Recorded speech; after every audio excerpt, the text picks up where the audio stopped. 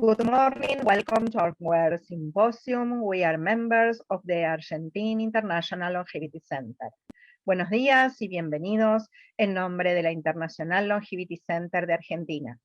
Los invitamos a compartir este simposio que hemos titulado Cuando de cuidados se trata, acompañamiento, compasión y alternativas legales, con el objetivo de visibilizar la multidimensionalidad en el sistema de cuidados desde distintas disciplinas, con el fin de lograr un abordaje gerontológico integral de las personas mayores y sus cuidadores como sujetos de derecho.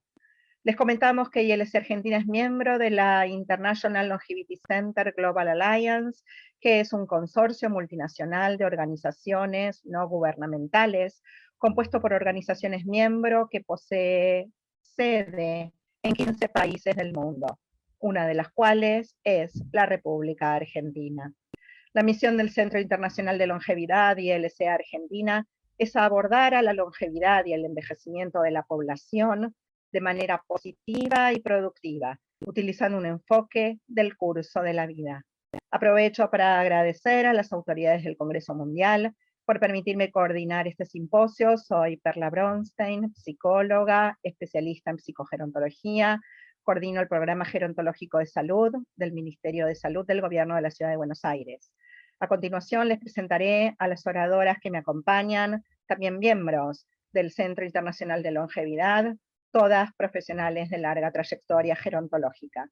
En primer lugar, disertará la doctora Wanda Gisbert. Ella es geriatra, gerontóloga comunitaria e institucional y paliativista, cuyo título de disertación es Acompañando el buen morir. Luego expondrá la licenciada Rosa Eisen, psicóloga, trabajadora social, hace más de 40 años que trabaja en temas de envejecimiento, cuyo título de disertación es una pregunta: ¿cómo entrenamos la compasión en el sistema de cuidados? Aportes de la neurociencia.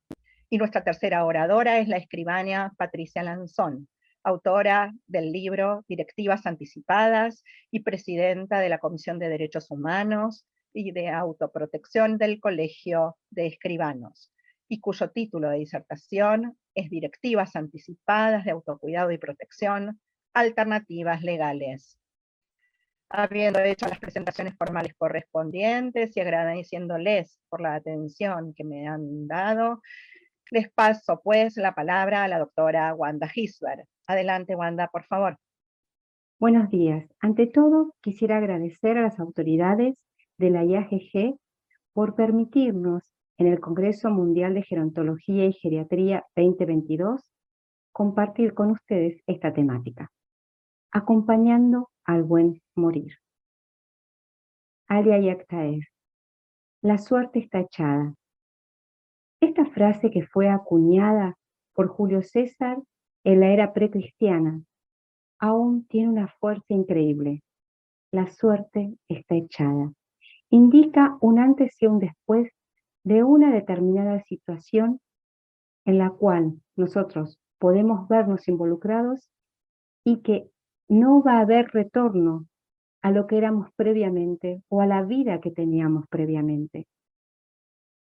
Esto se puede equiparar al momento en que una persona recibe esa mala noticia, la noticia que no quiere escuchar. La biopsia que le tomamos dio positiva para cáncer. La medicación que está recibiendo para su insuficiencia cardíaca no está dando resultado. Va a aumentar la fatiga que tiene cuando camina. Quizás deba empezar a pensar que tendría que usar el oxígeno de manera permanente. O tal vez decirle a un familiar que su padre o su madre ha progresado de manera tal su demencia que comienza a tener trastornos deglutorios y deben definir si van a recibir alimentación enteral o no.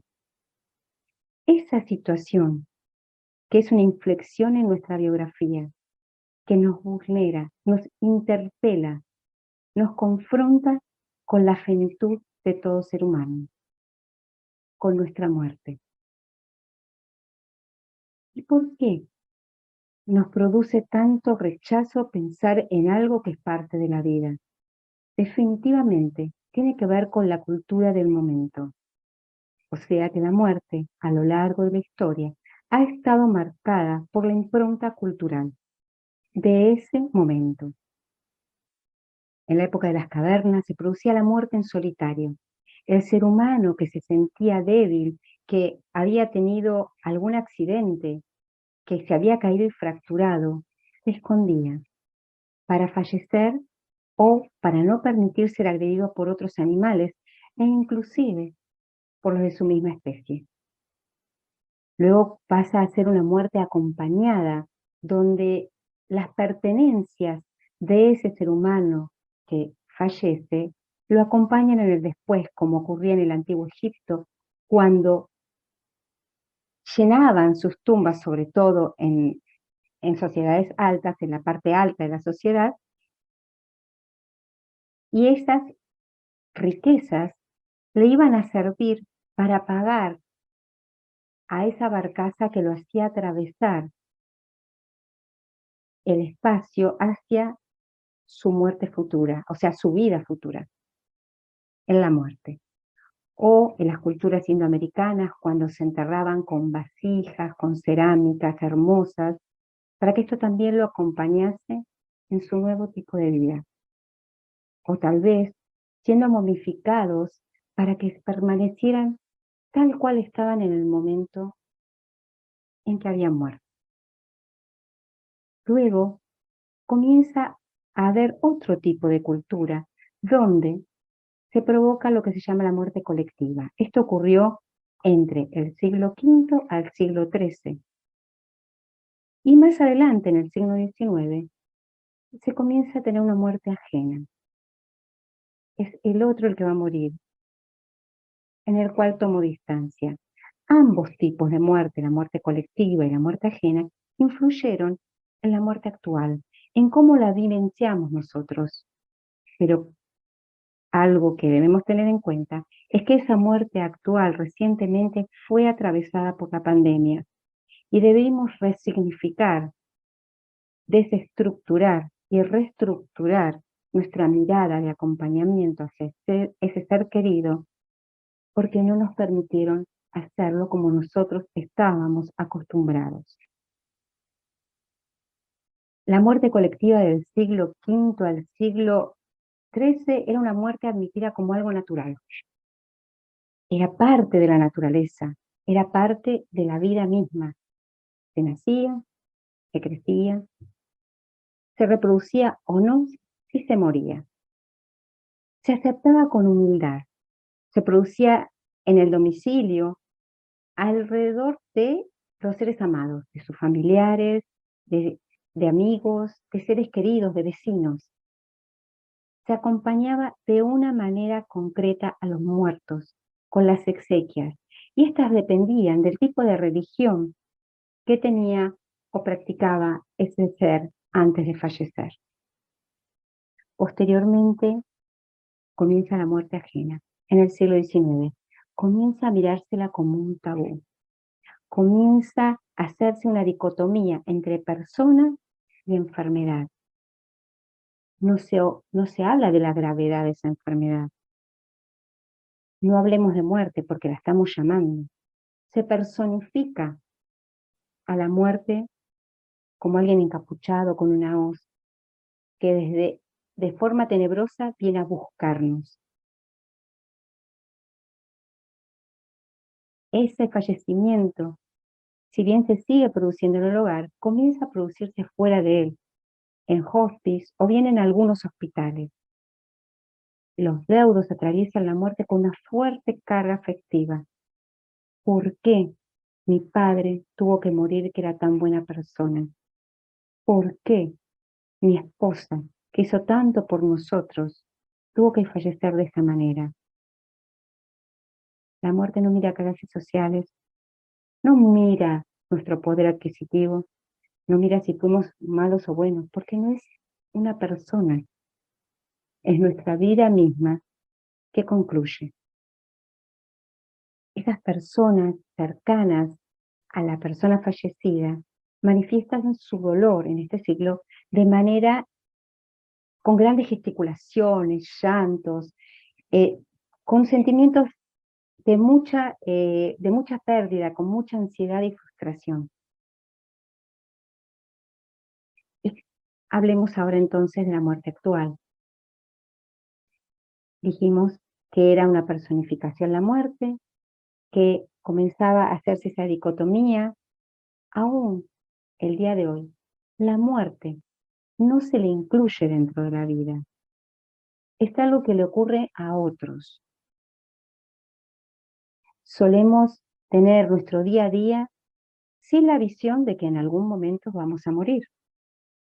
Se oculta como algo oscuro y vergonzoso en algunos lugares. Es un acto privado donde los más cercanos pueden participar de él. Los ritos y duelos se han privatizado. Hay empresas que se dedican a ocuparse de todos los trámites. Fíjense algo tan importante como un certificado de defunción. Qué diferente puede haber sido antes y el después. O sea, la actualidad. En el año 1881 tenemos esta partida de defunción registrada en un archivo de la Municipalidad de La Matanza, en el libro 2, en el folio 98. Esta localidad de la Intendencia de San Justo está fuera de lo que es Cava, lo que nosotros llamamos la ciudad autónoma de Buenos Aires, que sería como la ex capital federal, es, digamos, el centro de gobernación de la República Argentina. Fuera, en el Gran Buenos Aires, se encuentra en esta localidad. Y allí, en un registro público, está acta de defunción. Veamos qué dice. El infrascripto, Eusebio Rodríguez, alcalde, certifico que don Manuel Chico, que muerto lo tengo de cuerpo presente, tapado con poncho pampa, al parecer rayuno, lo sorprendió la muerte al salir del baile de don Rufino el Catalán, de la quebrada de doña Pepa, lugar muy conocido y de pública voz y fama en el pago. Interrogado el cadáver por tercera vez, y no habiendo el infrascripto obtenido respuesta categórica, resuelve darle sepultura en el campo de los desaparecidos. Nota. Hago constar de que el finado era muy amante de la bebida y muy dado a las galanterías amorosas, por cuyas circunstancias tendría cicatriz en la quijada izquierda producida por un cucharón de grasa caliente que le arrojó al rostro de la cara la hija de la parda Nicolás. No se sabe por qué esa feduría. Vale. Más que una información de qué enfermedad o si fue un accidente el que produjo la muerte, acá describen la personalidad, cómo era don Manuel Chico en vida y qué cicatrices podían caracterizarlo en su cuerpo una vez fallecido. Viendo y considerando que el muerto no declara, veamos cómo sería su sacrificado el día de hoy. Aquí tenemos el certificado de la Ciudad Autónoma de Buenos Aires. También tenemos un certificado español y un certificado canadiense. Todos ellos coinciden en que les solicitan, o hay que colocar en ellos, el nombre y apellido de la persona, su edad, su sexo, su documento de identidad, sus padres, su madre, y cuál fue la causa de su fallecimiento. Paro cardiorrespiratorio, fallo orgánico múltiple, cáncer estadio avanzado, pero en ninguno de ellos se especifica esto que habíamos visto. O sea que el día de en el anterior certificado, la personalidad, ¿qué lo caracterizaba? Su vivencia, amante de la bebida. Tenía una cicatriz por una zafaduría. Todo esto no lo vemos reflejado. El día de mañana, cuando alguien lea el certificado de Manuel Chico, se va a hacer una idea de cómo podía llegar a ser él. Cuando vean el certificado que hacemos ahora, el día de mañana, va a ser un poco más estéril. Y no tiene que ser estéril el acompañamiento que hagamos con esa persona, porque si vamos a cerrar su vida con este tipo de certificado, acompañémoslo con calidad humana el fin de sus días. Acompañémoslo de manera tal que pueda realizar sus legados, que se encuentre tranquilo, asintomático, que pueda hacer un buen cierre de vida. Pero para que pueda hacer un buen cierre de vida, hay algo que debemos tener en cuenta, y son sus arrepentimientos. Algo que muchas veces no charlamos los agentes de salud, inclusive en los equipos de cuidados paliativos. Este libro, Los 5 principales arrepentimientos de los moribundos, fue escrito por Bronnie Ware. Ella es una enfermera australiana, paliativista, que recopiló aquellos arrepentimientos que le fueron dados de manera en confidencia a ella por sus pacientes. Y ella especifica que los atendía entre 3 semanas a 2 semanas antes de su fallecimiento. Veamos de qué nos arrepentimos los seres humanos. Desearía haber tenido el coraje de vivir una vida fiel a mí mismo, no la vida que otros esperaban de mí. Ser auténtico con mis principios, ser auténtico con mis deseos, no es hacer los deseos del otro. Ojalá no hubiera trabajado tan duro y hubiese disfrutado más la vida, de mi familia, de mi mascota, de un buen atardecer, de una comida con amigos. Ojalá hubiera tenido el coraje de expresar mis sentimientos, de decir a mi hijo cuánto lo amaba, a mi esposa o esposo, lo importante que era él para mí en mi vida. O también decirle a ese ser humano que no me hacía bien, no me hacía sentir bien, que se corriese de mi vida. Desearía haberme mantenido en contacto con mis amigos y amigas. Muchas veces los amigos son los seres que más nos conocen. Con ellos tenemos confidencias que con nadie más tendríamos. La contención que brinda un amigo es una contención muy especial. Ojalá me hubiera permitido ser más feliz, disfrutar un buen atardecer. Hay otros, no solo 5. Ojalá me importara menos lo que piensen los demás. Y no me preocupara tanto por la ropa o por cambiar el auto o los muebles o pintar todos los años la casa, sino en qué me hace feliz y qué hace feliz a los que yo quiero. Ojalá no me preocupara tanto por todos y por todo. Ojalá me cuidara mejor o me hubiese cuidado mejor, porque entonces, en este momento, no dependería de todos tanto. Desearía no dar la vida por sentado, como si todo el mundo tuviera comprada la eternidad. Ser consciente de la finitud, valorar cada instante. Ojalá viviera en el ahora. Esto fue manifestado por pacientes, pero uno puede llegar a ser paciente en cualquier momento. Entonces, trabajar cosas de las cuales yo puedo estar arrepintiéndome o podría llegar a arrepentirme, sería muy adecuado, porque entonces puedo darme cuenta de los arrepentimientos del otro. ¿Cuál es tu mayor arrepentimiento hasta ahora? ¿Y qué te propones lograr o cambiar antes de morir? Porque tu pasado está en tu memoria o en la memoria de otros. El futuro está en tus deseos, pero el presente está en tus vivencias del aquí y el ahora.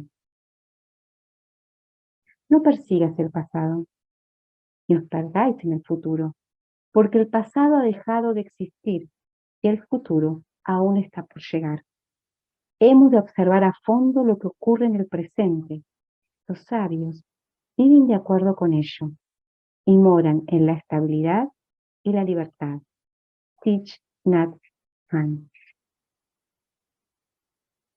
Si acompañamos el buen morir, lo haremos sabiendo y asumiendo nuestra finitud. Siendo un proceso natural, ¿no tendremos que estar todos preparados para acompañar el buen morir? Pensemos entonces cómo deberíamos hacerlo, facilitando, permitiendo, validando sentimientos y necesidades, entendiendo las dificultades que puede presentarse en ese otro cuando, por ejemplo, debe pensar en sus legados. Si el pasado es historia, el futuro es incierto, el presente es un regalo. Aprendamos a desenvolverlo, a maravillarnos con él, pero por sobre todas las cosas, a disfrutar. Muchísimas, pero muchísimas gracias. Muchas gracias, doctora Gisbert, por su exposición. Y si de presente estamos hablando y el presente es un regalo, a ese regalo pues hay que aprender a cuidarlo. Es así que le pasamos la palabra a la licenciada Rosa Eisen. Este trabajo se trata acerca de cómo entrenamos la compasión en el sistema de cuidados.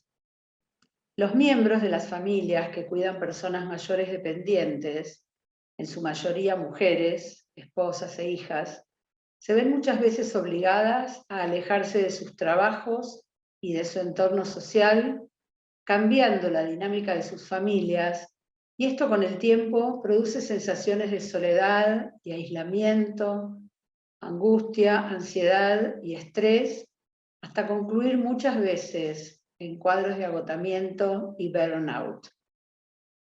No queriendo generalizar, las investigaciones, sin embargo, también demuestran que hay personas para quienes la tarea de cuidar a sus esposos, esposas o padres mayores dependientes estimula la aparición de conductas amorosas y el placer de disfrutar de momentos, recuerdos y emociones que son capaces de producir profundas transformaciones en ambos miembros de esta dupla de cuidados, tanto quien cuida como quien es cuidada.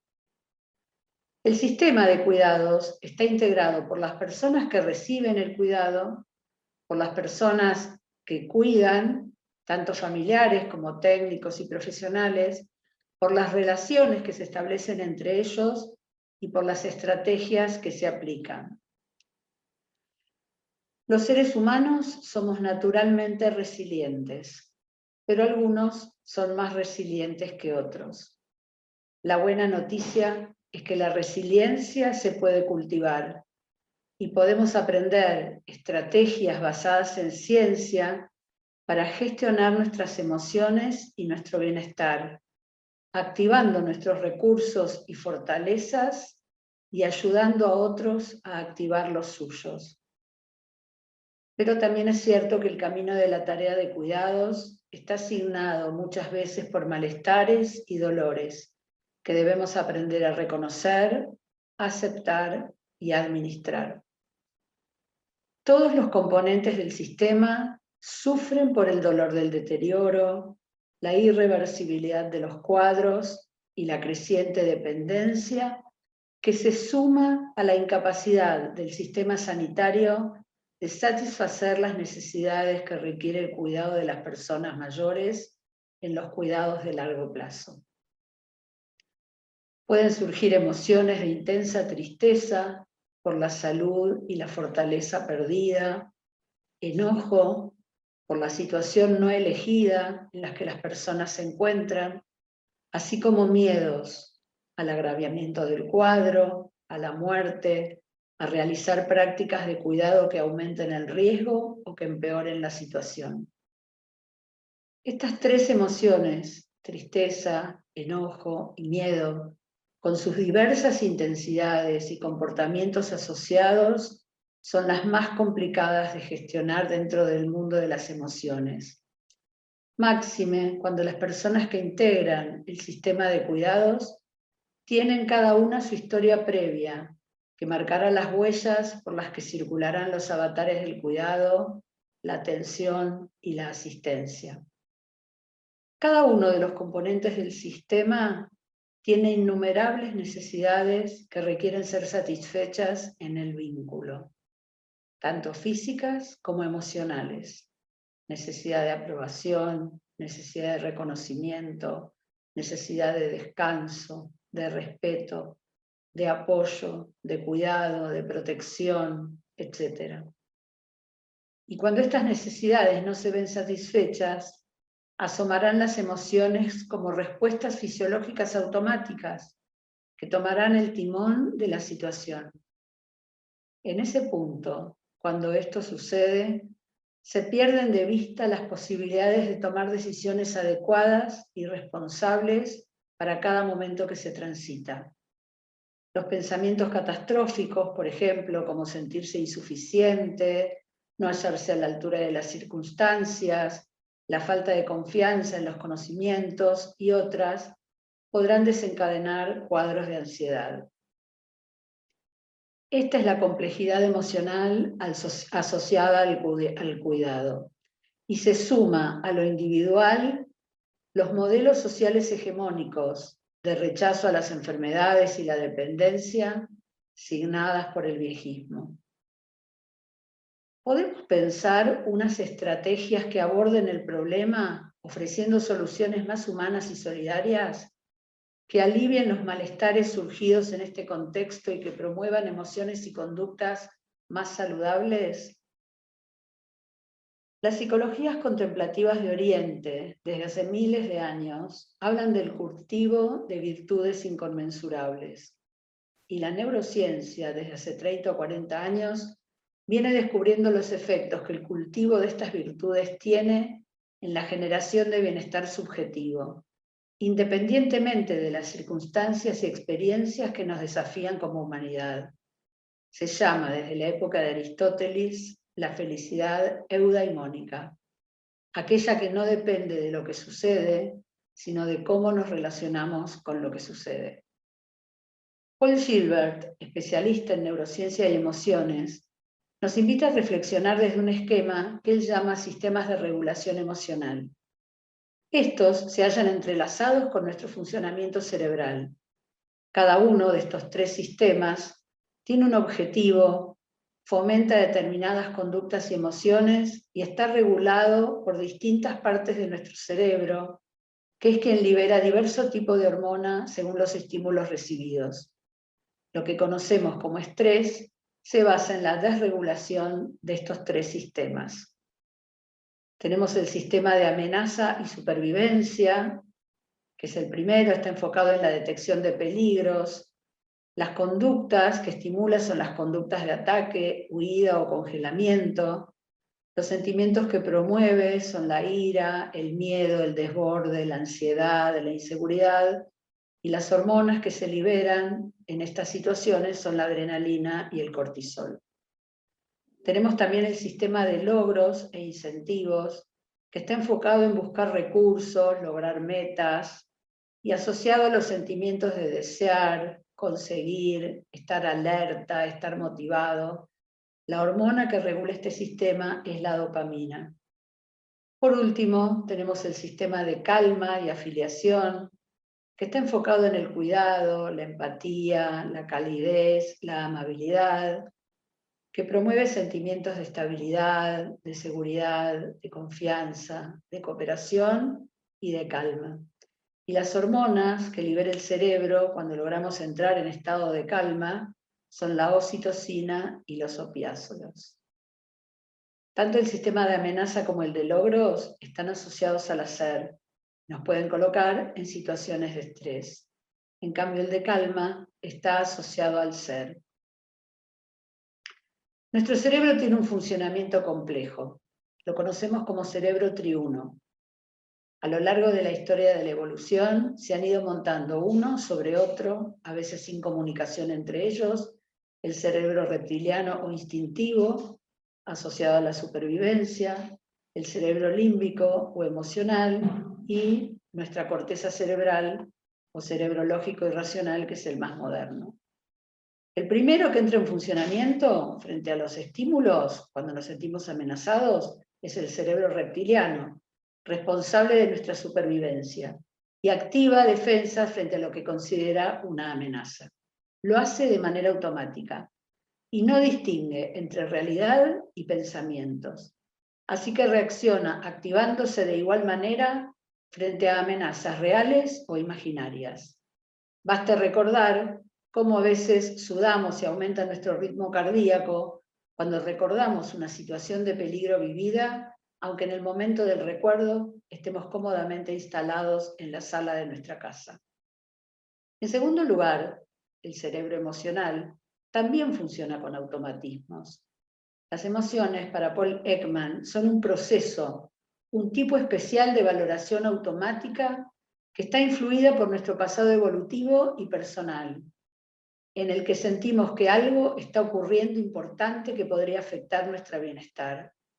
Y en ese momento, un conjunto de cambios fisiológicos y comportamientos emocionales comienzan a tomar el timón de la situación. Pero debemos saber que nuestras emociones no son reacciones solo a lo que nos pasa, sino más que nada a lo que nos relatamos de lo que nos pasa. Tal como les mencioné antes, reaccionamos a nuestra narrativa. Por eso, saber qué pasa en nuestra mente con mirada crítica es fundamental para generar equilibrio emocional. Para que el neocórtex, nuestro cerebro nuevo, racional y lógico, entre en funcionamiento, que demora más que los otros cerebros, debemos entrenar la atención, darnos cuenta de lo que está pasando, dejar que baje la adrenalina y recién ahí pensar las acciones más adecuadas. Sin la atención, nuestro cerebro se halla en modo de piloto automático, metabólicamente muy activo y consumiendo mucha energía, entretenido en las actividades automáticas favoritas de nuestra mente, que hacen que muchas zonas del mismo estén activadas simultáneamente. ¿Cuáles son estas actividades? Tener diálogos internos, viajar en el tiempo, tener pensamientos autorreferenciales y estar pensando todo el tiempo qué pensarán los demás de mí. Entrenando la atención mediante mindfulness, logramos reconocer el fluir de la realidad en cada momento presente y podremos lograr liberarnos del sesgo negativo del cerebro, esa característica que hace que nuestra mente esté más enfocada en lo negativo que en lo positivo. El doctor Rick Hanson dice que nuestro cerebro es velcro para lo negativo y teflón para lo positivo.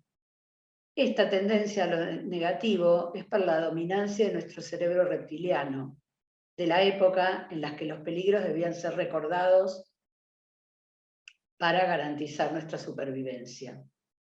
Pero como dijimos, nuestro cerebro es complejo y a veces no registra que nos hallamos fuera de peligro, porque nuestros pensamientos andan dispersos por escenarios imaginarios, recordando situaciones desagradables que ya pasaron, o imaginando en el futuro problemas que jamás tal vez sucederán. ¿Cómo salimos de este laberinto? Según el psiquiatra y neuropsicólogo Richard Davidson, hay un tipo de prácticas que se denominan estrategias contemplativas basadas en ciencia y que son una forma de entrenamiento mental y conductual que por repetición genera nuevas habilidades y conductas constructivas. Estas estrategias producen una alteración en los procesos cognitivos que mejoran los rasgos del carácter hacia unos que se consideran virtuosos, generándose orientación al bienestar. Los profesionales dedicados a la tarea de cuidado somos personas que estamos todo el tiempo en contacto con otros y necesitamos tener cierta configuración emocional para hacer bien nuestro trabajo, ya que dependemos de ese estado emocional para que nuestra tarea logre sus objetivos. Y hemos elegido unas profesiones en las que los desafíos suelen ser duros y estresantes. Así que es casi una obligación desarrollar estrategias de autocuidado. tanto para los familiares cuidadores como para nosotros, profesionales dedicados al cuidado de otros. La práctica de mindfulness es una estrategia posible que nos permite, entrenando la metacognición, darnos cuenta de lo que nos pasa mientras nos pasa, y así enfocar la atención en lo que verdaderamente es importante en cada momento. Y así evitaremos ser secuestrados por los pensamientos y las emociones, y no perderemos la capacidad de cuidarnos, cuidar a otros y cuidar los vínculos. ¿En qué nos entrena este abordaje? Nos entrena en estrategias de compasión y de autocompasión, entendidas como la capacidad de comprender la existencia del malestar y tener el deseo de aliviarlo, aliviar el sufrimiento y también aliviar sus causas. Debemos poder parar el hacer, tener, lograr, a que este sistema nos empuja y poder hacer una pausa que llamamos pausa sagrada, porque nos permite mirar a nuestro alrededor, entrar en conexión con nosotros mismos y con los otros, y salir de los automatismos en los que nos vemos envueltos, y que muchas veces desembocan en atención inadecuada a nuestros pacientes, apuro por ir a realizar otra tarea, a veces destrato o maltrato hacia otros y aún hacia nosotros mismos. ¿Cuántas veces estamos en consulta pensando cuándo podremos ir a casa y cuando estamos en casa no paramos de tener pensamientos reiterativos acerca del trabajo? En los últimos 24 meses estuvimos bombardeados como comunidad por noticias de peligro. Número de fallecidos, de enfermos, de contagiados, últimamente el impacto de la guerra, los desastres mundiales en las economías. Todo el tiempo nos sentimos amenazados. Y eso desemboca en cuadros de estrés. Si nosotros, como profesionales, encontramos estrategias saludables para aliviar el agotamiento y no caer en cuadros de burnout, podremos modelar por el fenómeno de las neuronas espejo a nuestros pacientes y a sus cuidadores, enseñarles a elegir estrategias de cuidado que les permitan y nos permitan vivir de manera más saludable, armónica y con mayor bienestar. La atención es la lente con la que miramos el mundo. Nuestro mundo se construye de acuerdo a lo que decidimos prestarle atención. Esta cualidad se entrena a través del fenómeno de la neuroplasticidad dirigida. La atención fortalece la actividad de un grupo de neuronas. Podemos elegir qué pensamientos queremos cablear, fortalecer la conexión con lo más amoroso, lo más amable, lo más gentil, e ir esculpiendo nuestro cerebro de acuerdo a aquello a lo que le prestamos atención reiterada. Identificarnos con el malestar de los otros sin estrategias de autocuidado nos puede llevar al distrés empático y promover la desconexión, pero el cultivo de la compasión, la generosidad, la bondad promoverá la conexión, nos permitirá desarrollar sentimientos de amabilidad, gentileza, paciencia y sabiduría. Y ahí estaríamos estimulando el funcionamiento de la corteza prefrontal, responsable de la regulación corporal, la comunicación en sintonía, el equilibrio emocional, la modulación del miedo, las respuestas flexibles, el autoconocimiento, la empatía y la intuición, aumentando de esta manera la conciencia de humanidad compartida. Nos merecemos esto. Para finalizar, quiero dejarles una reflexión que a lo mejor algunos ya conocen, pero no por eso es menos valiosa. Hace años un estudiante le preguntó a la antropóloga Margaret Mead cuál consideraba ella que era el primer signo de civilización en una cultura. El estudiante esperaba que Mead hablara de anzuelos, ollas de barro o piedras de moler, pero no. Mead dijo que el primer signo de civilización en una cultura era un fémur que se había roto y luego sanado. Mead explicó que en el reino animal, si te rompes una pierna, morís. No podés huir del peligro, ir al río a beber o buscar comida. Eres carne de bestias que merodean. Ningún animal sobrevive a una pierna rota el tiempo suficiente para que el hueso sane.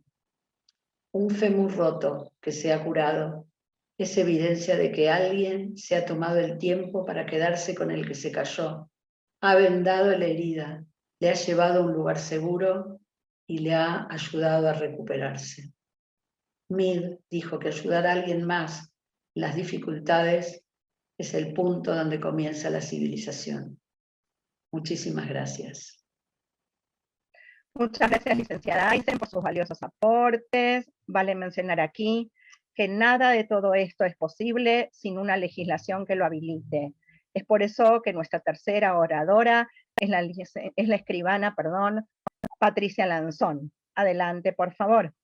Buenos días. Vamos a hablar ahora de algunas alternativas legales que permiten al adulto mayor, en ejercicio de su autonomía, tomar decisiones anticipadamente en previsión de una pérdida de esa posibilidad, de una pérdida de esa capacidad para decidir en algún momento que sea preciso en el futuro.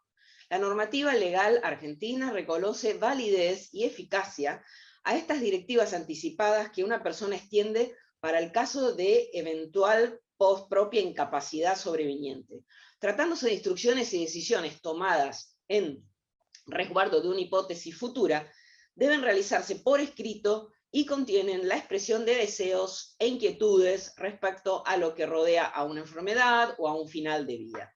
Asimismo, existen decisiones que se efectivizan en el presente para el cuidado del patrimonio, instrumentos legales que constituyen una herramienta eficaz de autocuidado del adulto mayor.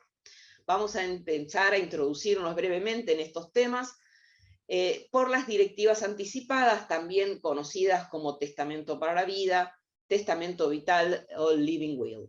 El marco legal argentino está compuesto, en primer lugar, por la Ley Nacional de Derechos del Paciente del año 2009, 26.529, que fue reformada por una llamada Ley de Muerte Digna, 26.742, en el año 2012, que avanzó sobre ese concepto de muerte digna o de morir dignamente, su decreto reglamentario del mismo año, y ahí recién en esa ley un artículo, el artículo 11, expresamente incorpora y autoriza a las directivas anticipadas que el paciente puede dejar, rechazando tratamientos, aceptando y dando consentimiento.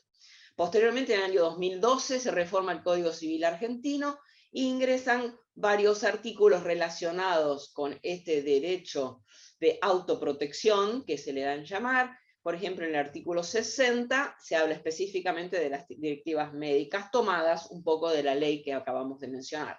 Y por supuesto que el marco está formado además por todas las convenciones a las que la Argentina ha adherido sobre los derechos de personas con discapacidad, sobre los derechos humanos de las personas mayores de la OEA, la Convención Interamericana reciente, y tenemos la Ley de Salud Mental, 26.657, la Ley de Protección Integral sobre los Derechos de los Menores, 26.061, la Ley de Donación y Trasplantes de Órganos del año 2018.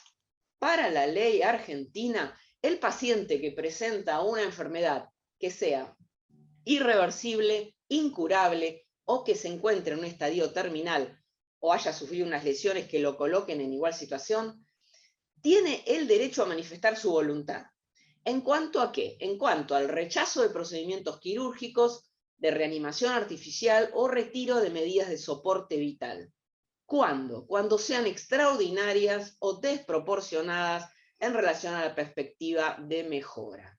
También podrá, dice la ley, rechazar procedimientos de hidratación o alimentación cuando los mismos produzcan como único efecto la prolongación en el tiempo de ese estadio terminal, irreversible o incurable.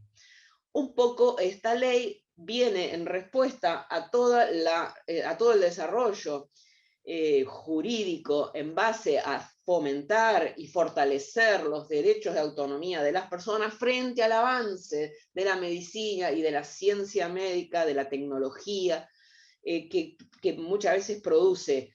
Esta es una situación que se da en llamar de encarnizamiento terapéutico. Por lo tanto, las normas que vienen en respuesta a ello autorizan a que la persona anticipadamente tome las decisiones para calmar por ahí alguna situación donde haya tratamientos que son para esa persona invasivos posiblemente. ¿En qué consisten estas directivas? En realidad, en la práctica, cuando nosotros las redactamos en qué consiste, en qué temas tratan, cuáles son las preocupaciones de las personas. Por ejemplo, les voy a dar un listado de casos así de los más habituales, que son, por ejemplo, el hecho de no recibir información sanitaria vinculada a la salud, por ejemplo, estudios médicos y demás, posibilidad de designar a mi médico de cabecera, quien podrá decidir qué tratamientos aplicar o no según sus criterios subjetivos. Después, tomando el concepto amplio de salud de la OMS, que concibe a la salud como un estado de completo bienestar físico, mental y social, no solamente la ausencia de afecciones, también podemos pensar que la persona va a dejar instrucciones con respecto a sus bienes, a la administración de estos, a sus rentas. Desear, por ejemplo, no estar internado en hospitales públicos, sino en la clínica privada X, ser atendido por el equipo tal, de decisiones respecto a profesionales, enfermeros, ayudantes, acompañantes. En el caso de deterioro de salud, respetar, por ejemplo, los hábitos alimenticios en cuanto a las comidas, tratamiento kosher, o respetar las ingestas en periodos festivos, Pascuas, días del perdón. Otra de las estipulaciones más comunes es deseo de morir en el hogar, elegir los lugares de internación, rechazar, por ejemplo, alguna persona, porque ¿quién mejor que uno mismo para conocer quién se va a ocupar mejor de mí, de mis cosas y demás? Y por último, lo puramente médico, que es esto que mencioné antes de la ley, que es la posibilidad de rechazar la alimentación artificial, la diálisis, la resucitación cardiopulmonar, etc. Estos documentos se realizan ante escribano por escritura pública o se pueden hacer también en un instrumento privado o inclusive en un juzgado de paz, por lo menos en este país. Entonces, la protección y el autocuidado, que es el tema que nos convoca aquí, está muy bien, como venimos mostrando, está muy bien desarrollado en estas leyes referidas a los temas de salud, pero también las personas pueden tomar otro tipo de decisiones más relacionadas con lo general y con el derecho civil, por ejemplo, los testamentos que tienen efecto para su muerte e incluyen un abanico de posibilidades, pero cobran envergadura después de la muerte, que sería una planificación sucesoria, donde también están las donaciones que se planifican en vida, son regalos, actos gratuitos, dan un extenso despliegue a esta autonomía de la voluntad, una libertad de decidir hoy, ya que por lo menos en la Argentina la herencia está establecida en forma rígida en la ley, y en una donación se adelanta de la misma de una forma especial, posiblemente dentro de la porción disponible que la ley nos permite dar a quienes no son nuestros herederos forzosos. Hay contratos como renta vitalicia, por el cual yo transfiero la propiedad a cambio de una renta mensual, me desprendo de ese bien, ya no quiero vivir ahí, no lo necesito y prefiero una entrada mensual para pagar una residencia en las sierras. Es poco utilizada en nuestro país por cuestiones económico-financieras. Igual la hipoteca llamada hipoteca inversa, donde llevo al banco mi propiedad, la hipoteco y el banco me abre como una especie de cuenta corriente de la cual yo obtengo dinero mensualmente o no, sigo siendo dueño de la propiedad, y bueno, esto es muy usado en España, por ejemplo, y no tengo que preocuparme por esto hasta que después mis herederos decidirán cómo pagan esa deuda o si la pagan con la misma propiedad que yo puse. Es difícil insertar este tipo de contrato en una economía inflacionaria como la nuestra, pero como verán, ambos casos son complementos para ayudar a la persona mayor a incrementar sus ingresos en esa etapa de la vida donde la pensión posiblemente no sea suficiente. El fideicomiso también es una figura muy usada, muy versátil, donde se forma un patrimonio especial, donde se pueden proteger las propiedades, y el derecho de autoprotección, que es el que mencionábamos al principio, que se integra con las directivas anticipadas, que vimos que tienen un amplio espectro y sería imposible que yo las desarrolle aquí en estos minutos. Pero lo que sí me gustaría ahora enfocarme es en la vivienda y el régimen de protección de la vivienda en la Argentina. Sabemos que en la vejez la vivienda tiene un significado trascendente. Para el desarrollo de cualquier plan de vida existencial es necesario indudablemente contar con un espacio digno y seguro. Bueno, este derecho constituye hoy un derecho humano de todas las personas. Ese derecho a acceder a una vivienda y a poder mantener ese hogar y esa comunidad en la que se pueda vivir en paz, con respeto y dignidad. En la Argentina es muy recomendable que las personas sepan que pueden afectar su vivienda a un régimen de protección. Puede afectarse a este régimen que está previsto en el Código Civil un solo bien, que sea donde se establece la vivienda, y solamente por la persona que no tenga familia. O sea, este es un avance que hizo el nuevo Código del año 2015, porque antes no se consideraba familia y no había protección para la persona sola. Es decir, que desde la perspectiva del derecho de la vejez, esa eliminación de requisitos en la reforma de nuestra ley conllevó a un mejor amparo de las personas que quedan solas en la vejez, porque la protección habitacional va más allá de lo estrictamente patrimonial. Entonces, un solo inmueble y le permite a la persona designar quiénes van a ser los beneficiarios de este beneficio. Valga la redundancia. Bueno, en principio el dueño, el constituyente, su cónyuge, su conviviente, sus ascendientes, papás, y sus descendientes, sus hijos. En defecto de estos también podrían ser beneficiarios los parientes colaterales dentro del tercer grado, como hermanos, tíos y sobrinos que vivan con el constituyente. Muy bien, ¿cuánto dura esta protección? Esta protección dura toda la vida del dueño constituyente que vive ahí y del último de los beneficiarios. Y lo más importante, ¿qué efectos tiene? ¿Para qué nos sirve esta afectación? Esta afectación a partir del momento en que se constituye, es decir, de ahí en adelante, es inoponible a los acreedores de causa anterior. Es decir, que de ahí en adelante esa vivienda protegida no es susceptible de ejecución por deudas posteriores a su afectación. Esto es así, es totalmente así, pero tiene unas excepciones referidas justamente a la misma vivienda. Por ejemplo, que existiera una deuda de expensas o de impuestos, por ejemplo, que existiera una hipoteca sobre ese inmueble, obligaciones referidas con la construcción o mejoras que yo pueda hacer en ese inmueble, o obligaciones alimentarias a cargo del dueño a favor de menores o incapaces o con capacidad restringida. Solamente de esos supuestos que están taxativamente marcados en la ley serían por los cuales un acreedor puede ir contra esa propiedad.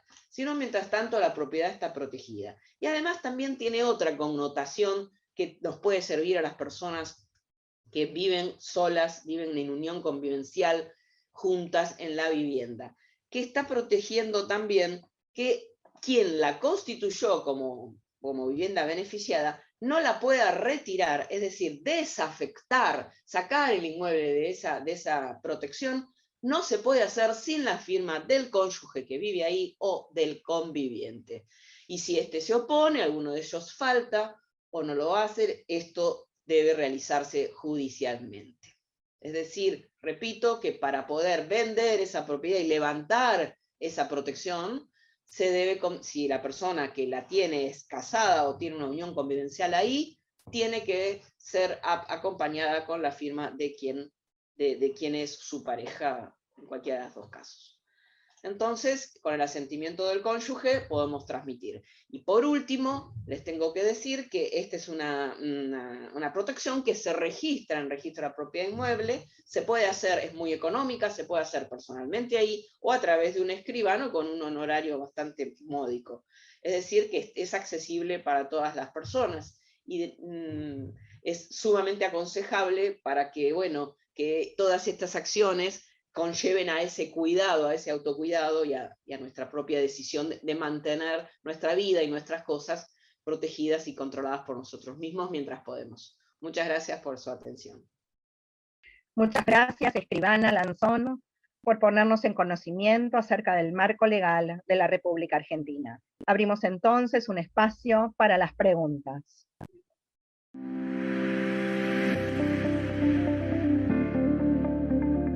Vamos entonces a ir escribiendo las preguntas en el chat, así nuestras disertantes pueden ir respondiendo.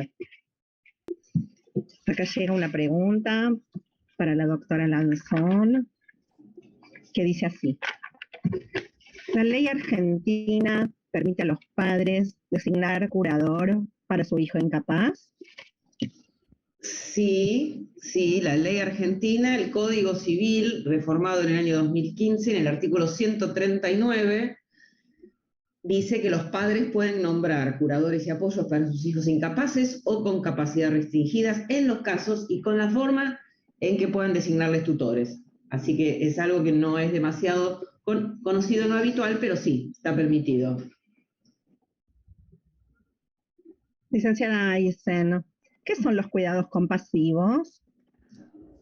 Bueno, los cuidados compasivos son una forma de cuidado que tiene en cuenta la existencia del malestar como parte de la condición humana, y que este malestar tiene causas y que esas causas pueden ser reconocidas y que existe por parte de quien cuida la expresa voluntad de aliviar el sufrimiento por una comprensión empática de lo que significa el dolor, ¿no?